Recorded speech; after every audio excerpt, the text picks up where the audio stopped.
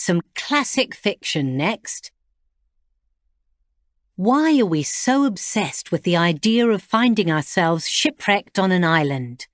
How many times have we been asked, what would you bring with you if you were stranded on a desert island? The answer is to be found in a story told almost 300 years ago, when The Life and Strange Surprising Adventures of Robinson Crusoe was first published in London. Its author, Daniel Defoe, was part prolific writer, part businessman, with a fixation on making money. The book immediately captured the imagination of an expanding reading public, and it became a huge commercial success.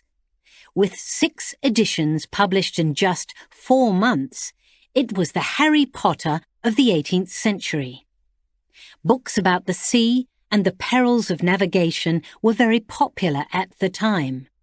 Apparently, the plot of Robinson Crusoe is based on the true story of a Scottish sailor who, in 1704, was shipwrecked on an island and only rescued 5 years later.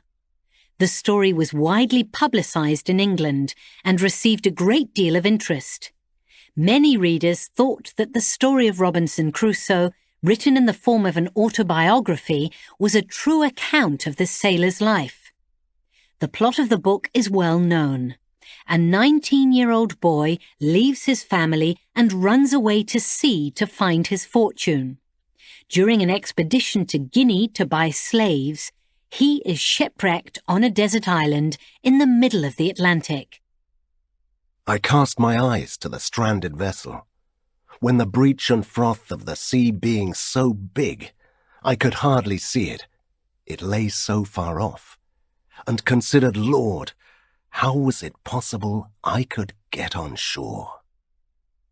There he manages to survive alone for some 28 years. He builds himself a shelter, keeps a day-by-day journal, and even encounters cannibals. In the end, he is rescued by an English ship and returns to his homeland and to a comfortable financial position.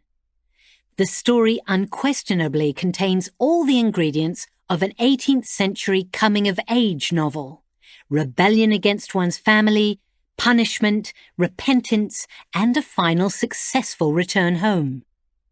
Robinson Crusoe spoke to contemporary readers.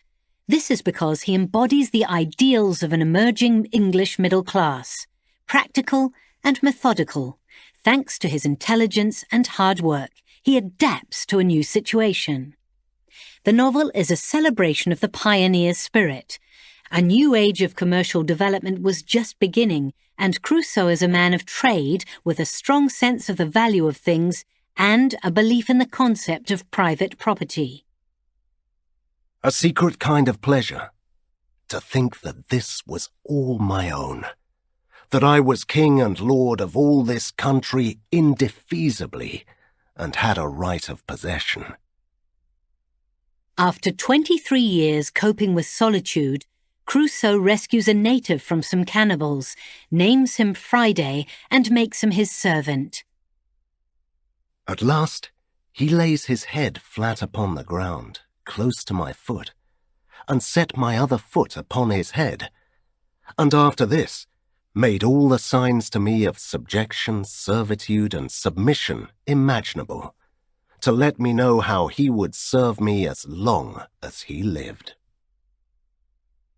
This is highly suggestive of the 18th century European colonialist attitude towards non-Western cultures.